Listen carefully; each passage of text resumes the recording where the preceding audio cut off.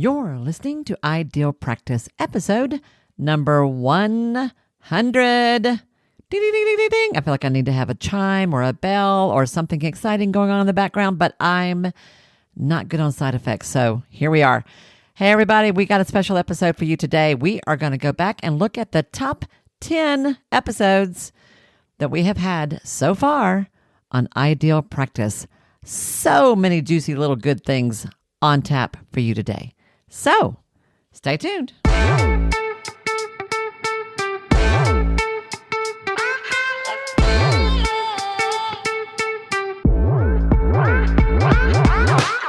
Hi, I'm Wendy Pitts-Reeves, and with over 2 decades of experience in the private practice world, I've built my 6-figure business while learning a lot of lessons the hard way. This is the first podcast that shows you how to apply the principles of energy, alignment, and strategy to build a practice that is profit-centered, but people-forward. This is the Ideal Practice Podcast. Hey guys, and welcome back. Thank you so much for tuning in to another episode of the Ideal Practice Podcast. This is Wendy Pitts-Reeves, your host, and I am really excited to be hanging out with you today because, guys, today is kind of special. Today, we are celebrating episode 100. 100, my friends, 100. And if you've ever committed to a major project like this, then you're gonna get what I mean by this. But it is no small deal to produce a program every single week, or almost every single week. I have allowed myself a week off here and there, but almost every single week for 100 weeks in a row, give or take, right? And there's a very real concept or a very real problem in the podcast world called pod fade, where lots of people start off with big ideas and good intentions and just a few episodes in, fade out. That's very, very common. So we are actually in the top something like 10 or 20% of podcasts in the world just because we've stuck with it. So there is that. But it's also just a really special day because it means that we as a team and you and I together as a community are making this real. We're making it happen and we are growing this baby. And I'm just really, really, really happy about that. There's been a lot of growth in this short time. I am constantly learning better ways to do this, better systems, better processes. It has really, really, really been quite the journey. So, in honor of all the work, all the growth, all the messy behind the scenes, messing up, all the stuff that it takes to make this work for you guys, we decided as a team to look at the most popular episodes that we have done so far to date. 99, 100. It seems like there was a common theme when we went back to look at this. Yes, we're all about growth here on this program. Yes. But we're about growth with intention, growth on purpose. We are all about moving through your practice and your practice development with a lot of thought about your desired outcome. We've talked about everything from how to hire a virtual assistant so that you have better systems. We've talked about the challenges and benefits of growing a group practice so that you have a bigger impact on the world. We've talked about how to raise your rates so that you have better income for yourself. All of those things are about doing something on purpose to make things better. Better for you, better for your clients, better for the world around you. Well, you know what all that really comes down to, perhaps overall? It's about allowing yourself to just dream bigger from the inside out and to believe that you have what you need to make that happen. Well, if this seems like an important topic to you, I'm glad you're here. Let's take a look back at the top 10 episodes for the podcast so far. Let's look at the key takeaways and the lessons from each of these. Are you game? Are you in? I hope so. And maybe this will jog your memory for some of these that you heard. You might want to go back and give them another listen. Maybe some of these you're like, I missed that one completely. I want to go hear the rest of that conversation. All right. Well, let's dive in and let's start with our very first one. As it turns out, our first episode was actually one of your favorites. So let's go all the way back to the start, my friends, and revisit why I created this podcast at all and why this topic matters so much. Give it a listen. So here's the deal. I have been running a private practice for a very, very long time. I want to start this because I am so aware of how much we need to have the conversation that I intend to have here. I've been running a group private practice for 22, 24, I think we're coming up on 25 years. I let that go about a year ago. I sold it to a colleague, but I started that place from the ground up and ran it for a very long time. So I've been in the field running a private practice for longer than I want to admit. At the same time, I have been coaching officially, sort of unofficially. I've done it for years. The truth is, I didn't know it for a long time, but even when I started that practice, I have always been coaching because every time a new practitioner would join my practice, I would take her off to lunch somewhere and spend a few hours talking about how to get her practice off the ground. And then I would check in with her regularly. And I did all kinds of things to teach people how to build a practice. I didn't know that was called coaching. I didn't know that was a thing. But when I finally kind of got a handle on that and I began to officially coach, well, I've been doing that now as part of my work, part of my business now for 6 or 7 years. And I already knew this, but I am still seeing, like, up close and personal, what a mess we healers tend to be when it comes to the way we manage the business side of our practice, and in particular, the way we think about the role that money plays in our work. And just in case you have any worries about this, trust me, there is no judgment here at all, because whatever kind of mistake you're making, I've made it with lots of zeros on the end, as Dave Ramsey would say. And I'm not super proud of that, but I made so many mistakes. I learned a lot over time, and you will hear my story over time. I'm not going to tell you that today, but I want you to know that the mess that I see so many of my colleagues and clients have around how they think about the business side of their practice and the role of money in their relationship with their clients, I understand it because I have been there personally, and you'll learn more about that over time.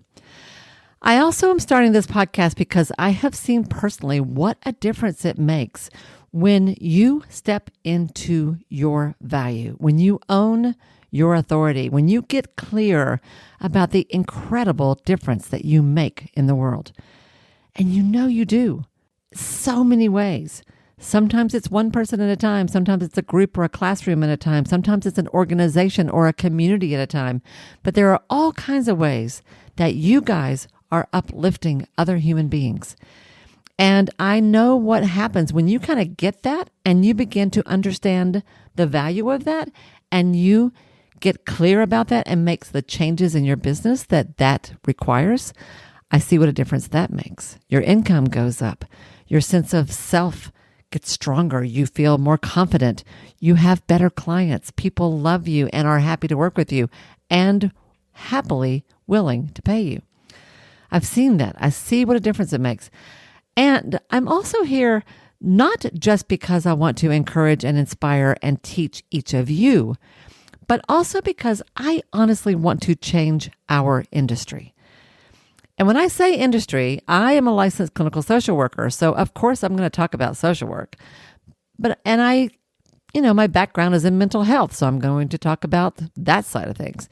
But I also mean those of you who provide yoga classes, midwives, energy healers, Reiki practitioners, life coaches, all of you who find your own unique way to uplift other humans, to help other people live happier, healthier lives, who help increase the well-being of your clients. You deserve to be treated well, to be treated with respect, to be seen with the same level of, I'm going to say it, prestige and credibility as the CEO of a Fortune 500 company. So I want to change the way we think and talk to and about healers in general. So I got kind of a big mission here, y'all. That's what I'm all about. Okay, that makes sense? Yeah, and if you've been following me for a while, you know that is true. That is what I'm all about. Well, before you can create your own version of an ideal practice, you got to understand first what that looks like for you, because it's different for everybody.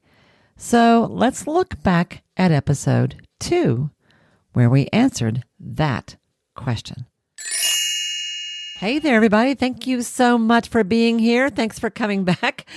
I'm excited about that. I cannot wait for us to get to know each other. I'm really excited about some of the conversations that I know we're going to be having here on the show.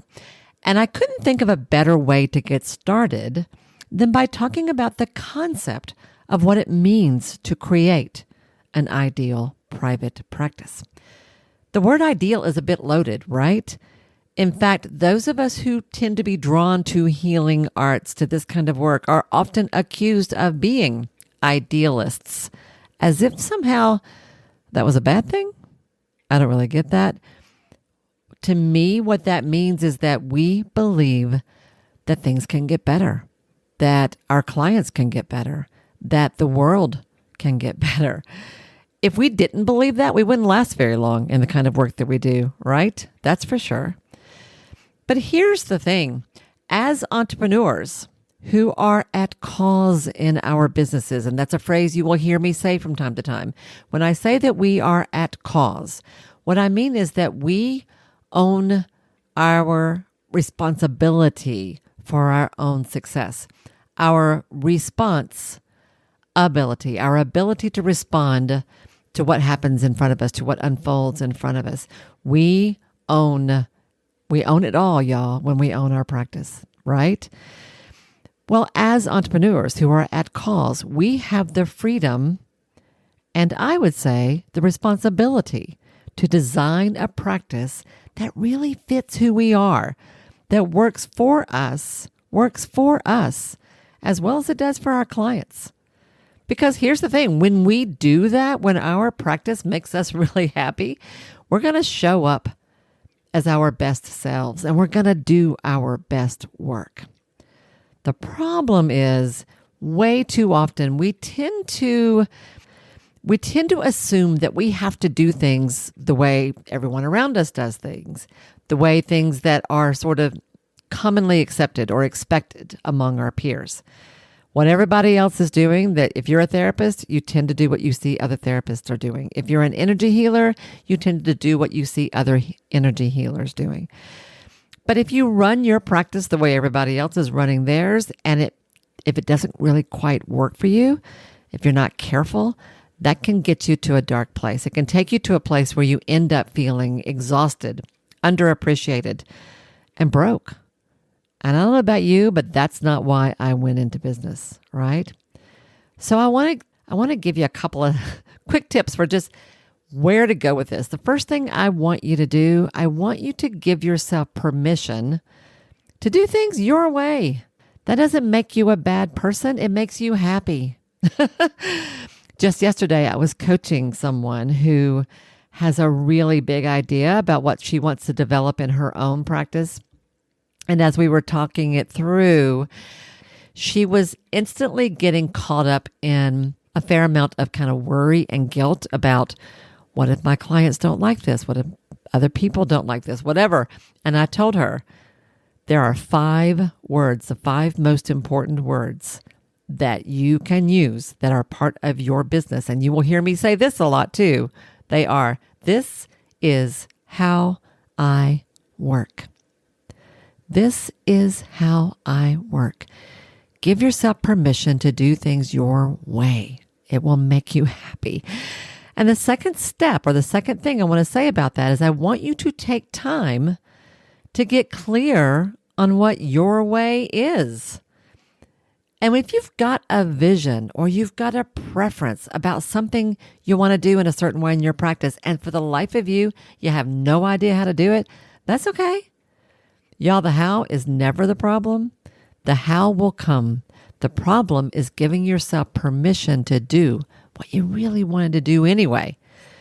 So I just want to say to you, you'll figure out the how. You will. I know it. You always do. Haven't you always in the past? Yeah, of course you have. So give yourself permission to do things your way and take the time to figure out what that is. Now, once you've defined your ideal practice, and always remember, this is a moving target, my friends. It's going to change over time. But for who you are now, for where you are now, once you've defined your ideal practice, it's time to make it happen, right? Well, back in episode 35, I spoke with Christy Miller. Do you remember her? She was so much fun to talk to. And we talked about the law of attraction and how you need to be so specific and intentional about your desires, about what you want for yourself and your business. And y'all, the basic idea of the law of attraction is that your desire itself is the energy, the juice that brings something into being. On some energetic level, your desire is powerful and good. It's not something to be apologized for or to be embarrassed about. It is something to be fully embraced.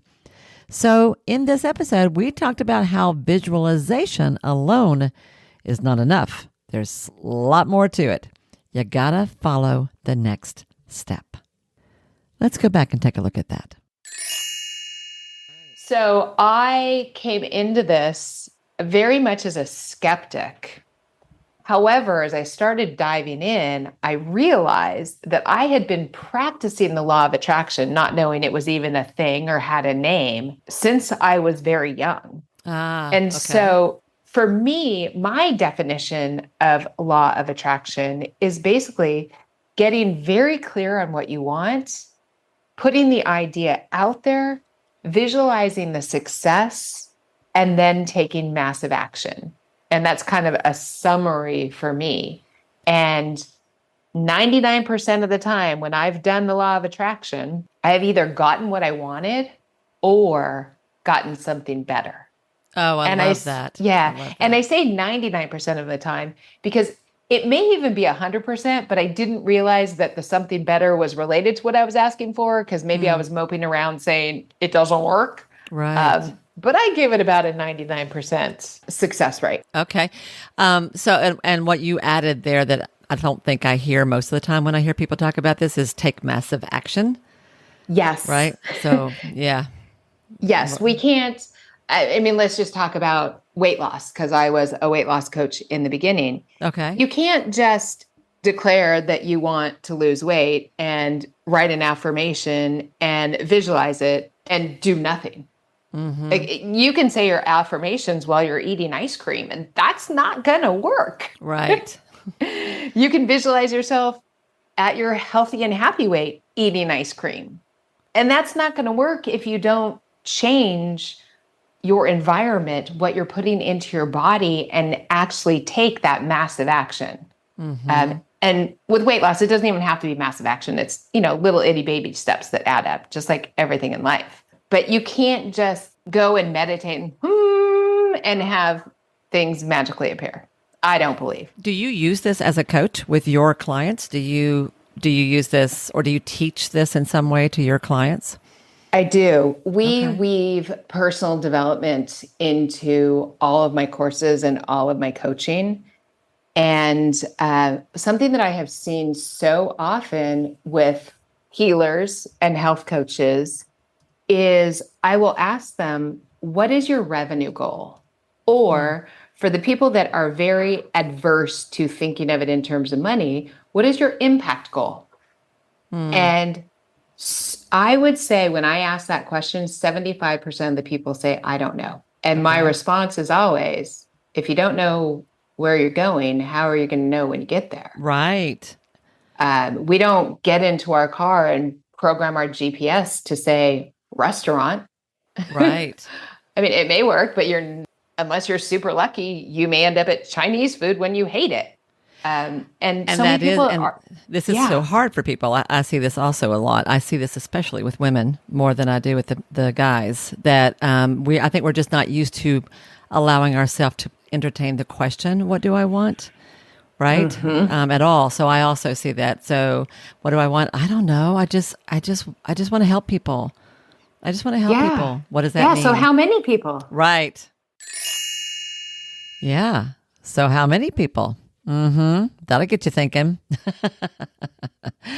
Well, once you know what your ideal practice would look like, and once you start to visualize it, see it in your mind, feel it in your body, take genuine, massive action towards it, massive action. That's what Christy was all about, right?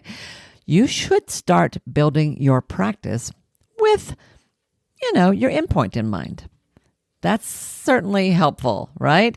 So in this interview with Amanda Landry in episode 42, we talked about thinking big from the beginning, y'all, and how she structured her business in a way that allowed significant growth. Wow, this was nothing short of inspiring. Let's check it out. So I've always had support. That's one thing for anybody listening. A lot of people, when I do coaching, initially seem very hesitant to hire help. And I have had help from the beginning. I've had somebody answering my phones. I've had somebody doing billing. I've had somebody doing administrative work from the beginning. Even when it was just you, even when you were all by yourself. Even when it was just me. Wow, that's great. Okay. And I think, again, that was another preemptive strike because when I grew, I already had somebody who knew my business. I already, it was already all set in place. So when we grew, it was just natural to continue to do what we were doing on a much larger scale. Y'all, let me put a pin in that for a second because Amanda's right. Our tendency is to think we can't afford to hire help or that we can't do that until we reach a certain point, etc. But most of us, we are clinicians. We are not necessarily administrators. That's not really our strength. And when you bring someone on board who can support the infrastructure of your business as it grows, you are positioned to grow so much better. I actually did not know that in the beginning. I wish I had. By the time I brought help on, there was a lot of cleanup to be done.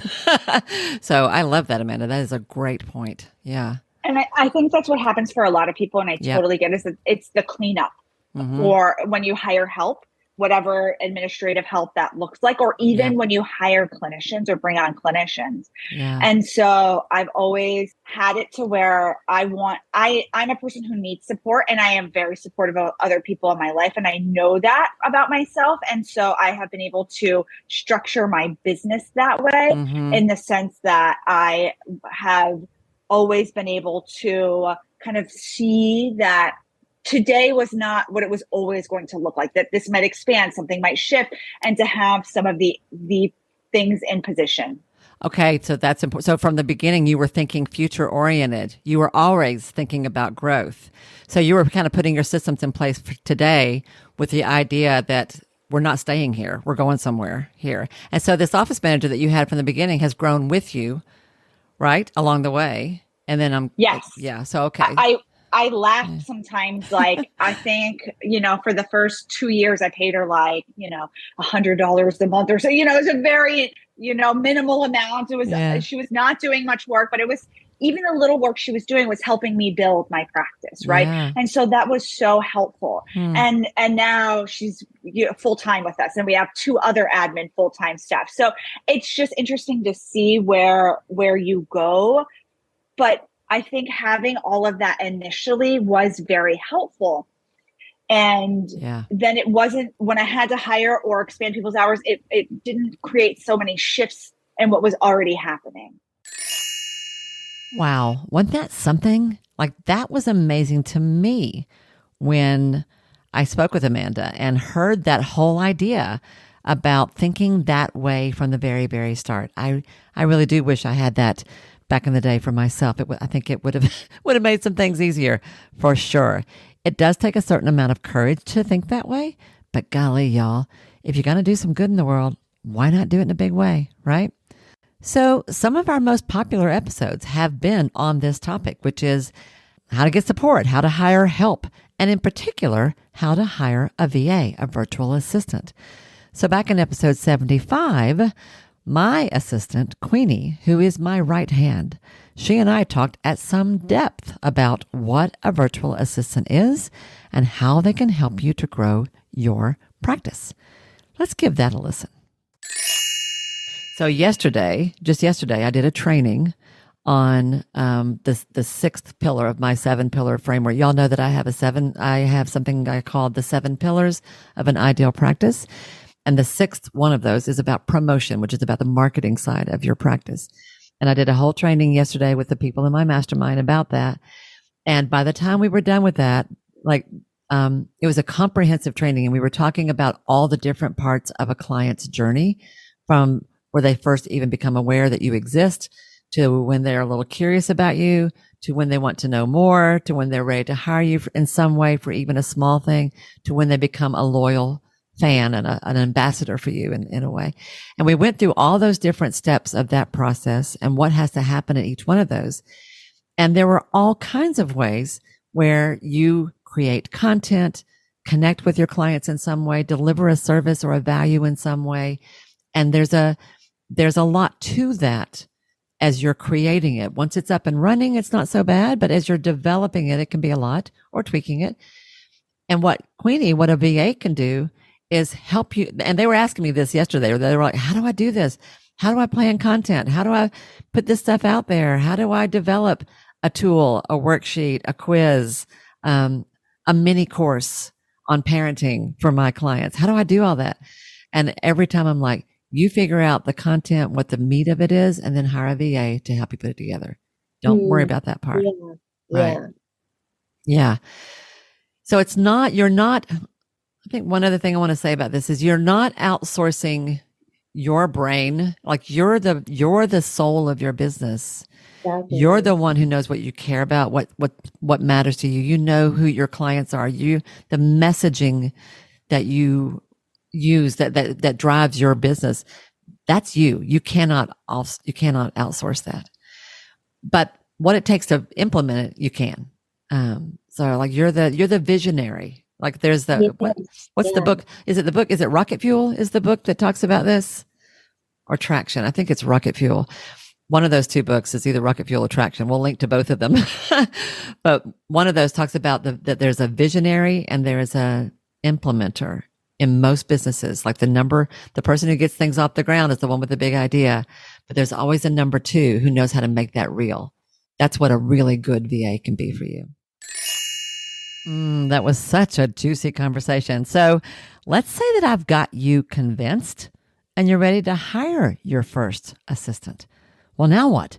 How do you find them? How do you choose somebody who's right for you? How do you actually go through this whole process of finding, hiring, onboarding, training, all the things? So many questions. Well, we went there, y'all. We talked about that in episode 76. Let's give that one a listen. Let's nail this. Let's capture this. I want you guys who are listening to write it down. The first thing you got to figure out what's your budget? How much can you allocate to this? If you got $50 a month, got $100 a month, can you do $250 a month? How much can you allocate? Do you need somebody who at a certain time every week? I want someone to answer the phones for me between 10 and 2, 3 days a week. Or is it just, no, I don't care what time. I just need certain things done by a certain time. Which one is that? Flex or fixed? I like that. Specific skills or general. So this is great because I am in the middle right now as we speak of training and onboarding a new podcast editor, and when I was hiring for this position, I needed someone who understood the podcast editing tool that I use, or had something better, but I needed to make sure they understood how to edit audio and video. And that was a very specific skill that I was looking for. Do you want that? Or do you need something that's more general? I just want someone to help.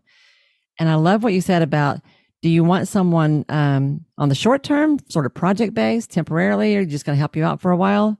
Or are you looking to add someone for did I already say for the long term? Short term versus long term. I'm going to tell you guys, I hope you think for the long term, because consistency is what's going to help your business grow. And then do you want to train them or not? So you started off by going, do you want to hire an expert who already knows how to do this so you don't have to teach them? Or would you rather have someone who maybe they don't know all those skills yet, but they've got the right personality, the right energy, the right attitude? That's really good advice. And this recent hire of mine is a great example of all of those. I thought about it in the beginning. What's the one thing I need to get off my plate? I love podcast editing, which is kind of a weird thing to say, but it's actually fun. I really genuinely enjoy it. And it takes me hours. So it's not a good use of my time. So that's what I need to get off my plate. It's ongoing. It's not short term. I want someone who already had that skill. Got it. I want someone who's going to stay with me long term. So I was looking for someone who is also wanting to be long term. And now that I've got somebody, I'm learning that she has that skill. She also has an eagerness to learn, a willingness to try something new. She's smart. She's professional. She's organized, but she's relatively young and relatively inexperienced. So she knows how to do the one thing I hired her for, but I think she has real potential to learn more. So I've already got a list of things I intend to teach her, and I will grow her into my little mini queenie. That's what I'm doing here. I'm going to grow a mini queenie. That's great, Queenie. So do your homework first. Make some decisions first before you're ready to hire. And then once you've got that figured out, I would say write a job description and then start to look. I love hearing that now, because the person I was talking about there in that segment, she is the one helping me edit this episode. And she is all the things I said. She has just been a tremendous asset to the team. And I've added someone else since then. So we're growing over here, and it's just been delightful. It really, y'all, it just makes such a freaking difference when you get not just any help, but the right help. It just makes such a difference in the quality of your business and the quality of your life. I just can't emphasize that enough. But let's keep going, because even when you've got good help, even when all the things are falling into place, or at least sort of falling into place, you're still going to run into a few roadblocks from time to time. It's completely normal to experience internal blocks and external when you start to grow your business, even if you're really clear on what your ideal practice looks like to you and you know what you need to do to build it. Lots of stuff gets in the way along the way, because, as you have heard me say so many times, how you do anything is how you do everything. And our business is basically one giant mirror that reflects us back to us. And we often stumble into our own issues along the way. Well, back in episode 54, we talked about one of the biggest blocks many of us have, and that is fear. Well, here's an interesting story about how one of my favorite therapists in the whole wide world overcame hers. Let's go back and check that one out. Tell everybody about how and when you left your job and made the leap into private practice for real. Do you remember? Yeah. This is one of those things I've been really thinking about and reflecting on. And Wendy, I know we've talked about this before in some different ways, but I think it was like a real sense of irony when I got to that place, because while, yes, I think I had, maybe checked the right number of boxes that I needed to check to feel like it was time, and built up steady enough that I felt like, okay, we're not going to starve. I'm not hurting my family. Still go to after school, like that. Those very practical things that I was very worried about. I think that part of what happened in my personal life that really gave me that almost like okay, you have to do this. It is time, is that our son got sick. Oh, yeah, that's right. He got really sick, and he was sick for quite a while. Mm-hmm. And it was a really rough road. And I think that all the things that very steady, secure job had been providing me, that sense of security, and that I could care adequately for all the people, became not enough, because I needed more of myself to be able to dedicate to him and his care. And so I just find it ironic as I reflect back on that, because I think that thing that I was so scared of letting go ended up ultimately being the thing you had to that I really needed, and I had to let go. I'd forgotten all about that. I remember that. It was a really hard thing. And you needed the emotional energy to deal with it. You needed the time and the freedom to be able to be there because it took a lot.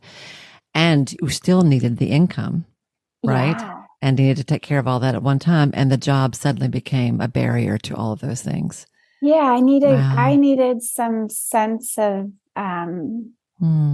authority and control in our schedule and our capacity and our life. And while like I really was thankful for that, that 6 months or so of building, it took its toll too, right? Yeah. Working 2 positions and trying to be all the things at home. And you retired. I got to a place where I was like more scared not to do it. I guess I'll just jump, Enough of this already, y'all. I'm doing it.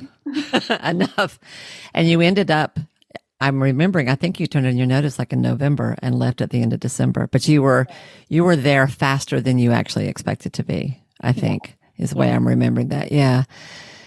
That is such a great lesson that oftentimes the very thing that we are most afraid of doing ends up being the thing that we need the most.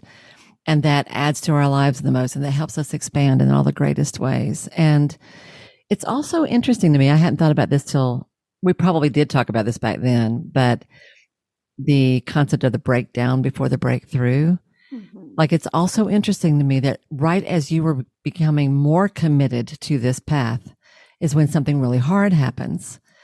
And for a lot of, and this is not unusual. I hear stories like this all the time. The minute I decide to start my business is when I have an illness or I go through a divorce or, we have a flood or, what crazy stuff happens in the world. And yet your courage, your absolute courage and clarity and conviction that this was what was best for your family and what was best for you pulled you through that. And you've never regretted it. You have not looked back, I know, since that moment. Yeah. No. Yeah. Isn't she something? I love Sarah. I love her story. And it is such a treat to watch her grow and continue to watch her grow. But blocks can show up in other ways too. Way back in episode 12, I spoke with Bonnie Barclay about how she tripled her rates and built a thriving practice with greater impact. Yeah, tripled her rates. But one of the most interesting parts of that conversation was around actually giving yourself permission to grow, giving yourself permission to get help with the tasks that aren't in your zone of genius or aren't even the best use of your time. It was a whole new way of thinking about this idea. What I think is important about that as a business owner is when you look at your time and the value of that time, how do you want to be spending it? And I want to be spending it creating, growing, building, being with my clients, being inspired, being that creative side and visionary of my practice, and allowing my team to do other pieces of that frees me up to do the things I enjoy and love to do. Absolutely. And that is a much better use of your time. There's a lot of ways to think about that, but you're right about that. So did you so you process a lot of your things directly through your EHR, your electronic health record system, right? Yes. But then you hired like a billing clerk or a bookkeeper? Yes. So she has a billing business, and that is who I hired to do that. She will also, back in the day when I was on panels, she would do the credentialing and keep up with those files for me and make sure I was on top of all of that stuff. And it was worth the money that I invested in that. It really was not a large amount. And, by not spending that time on the phone or doing the other things, I'm generating more income or doing consultation and other things that I enjoy for that time. And so that's value to me. She was right about that. And if you want to grow, you've also got to get the word out there about the good work that you do. And that too is not always so easy for us, right? Well, back in episode 51, you guys loved this conversation. When I talked with Barbara Gavednik, a good friend of mine who lives up in Washington State, we talked about how to find your authentic message and how to get in front of the right people. Being real is important to us. There's no reason why marketing has to be anything else. Remember this one? It can be something. No, I bet it's not. You'll have to straighten me out on this. It's not as simple as announcing that you've got an office and when you're open for business and whether or not you take insurance. Like, that's not what messaging is, right? Right. Messaging is more than that. Tell me how it's more than just announcing that I have a business and that I've got openings. Yeah, I want you to think about it almost as, it's like almost like Lego blocks, right?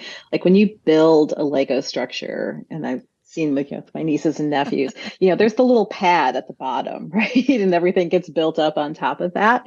That's what your message is. It's that foundation. And so the elements that you brought up, here's where I am, here's my hours, all of that is pieces and parts of your message, but none of that differentiates you. Those are kind of the facts about you.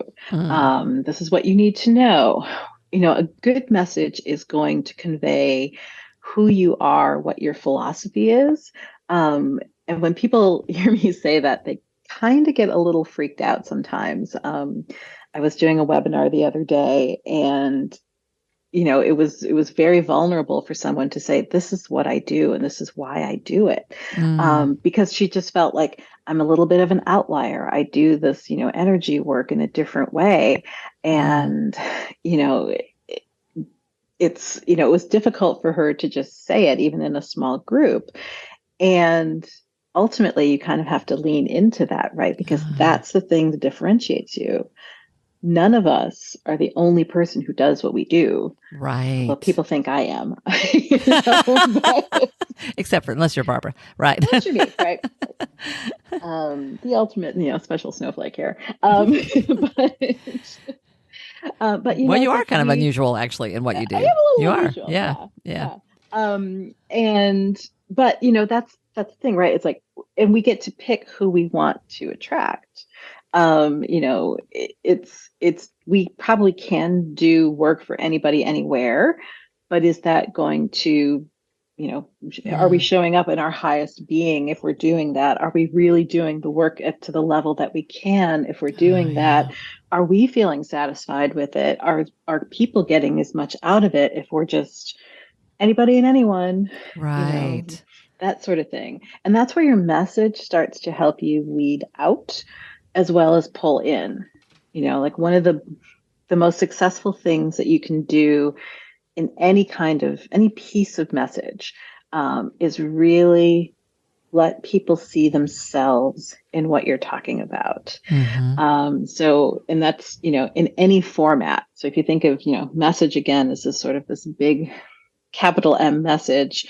What feeds that is whatever's going out. So it's your web page, or if you have emails, if you're doing ads, whatever it is, in those, you should be able to invoke who you are, why you do what you do, what makes you different, who that person is. And that person should really be able to see themselves in that copy. And that's what draws you in. I mean, that's what drew me into the mastermind that you and I were in. And that's where we met a few years ago.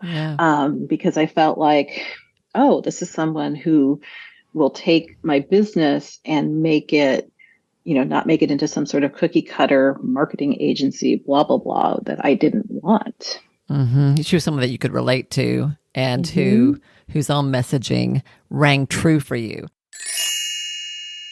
Yeah, that whole concept of messaging there's just so much more to it than we realize. And really, part of what I see happening with my clients over time is they deepen their connection to their practice and their clients. And as that happens, the way they want to talk about what they do and the way they want to share their awesome skills with the world, that changes too, and that deepens too. It's about so much more than strategy, isn't it? It really is about showing up who we are in our best, most true way so that we can connect with the very same thing in our clients in their best, most true way. Yeah, I love that. I love that. And you know what? This personal growth, this deepening process that being the CEO of your own show requires, well, y'all, it's an ongoing journey. You don't ever really finish this. And there are lots of different ways that we can challenge ourselves and improve, the way we show up to the world, the way we show up in our work, the way we can understand ourselves. Like all of that is just so powerful. And for me personally, one of the things that has made a huge difference for me has been learning more about the Enneagram. Understanding the Enneagram really has been a game changer for me. Personally, it's like it impacts all of my relationships, both personal and professional. We talk about it all the time. Just this past weekend, my wife and I spent the weekend with some friends, and we talked about the Enneagram all weekend long because it's just, once you begin to understand it and you see how those patterns are playing themselves out, you kind of can't help but talk about it because it's like, oh, there we go again. Yeah. But it's really cool too, because it gives you such an understanding that you can work with and then be empowered because you have choices now. You're not acting unconsciously. You know what you're doing. You know why you're doing it. And that's always a good thing, right? So in the last of our top 10 episodes that I want to talk about today, I want to go back to a conversation that I had with one of my earlier coaches, Elaine Bailey. We talked way back in episode 33, and we talked about why understanding the Enneagram will make you a better therapist, a better energy healer, a better practitioner. I just think it will help you in all kinds of ways. Let's go back and listen to that one more time. I mean, I can tell you what the Enneagram is if that's... I would love to do an introduction to it, right? Yeah. If you want to just kind of give us an overview. Yeah, so, and people ask me this all the time, what is the Enneagram? Well, as I've said already, we all have a different worldview that we learn to adapt to our environment in early life. And when we're born free of any unconscious patterns or conditions or conditioning. And we're pure love, if you like. I see it very much that we are so connected to source.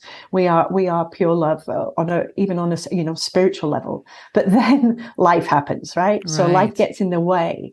And as we experience life, we become constricted as our personality tries to defend us from emotional pain and fear.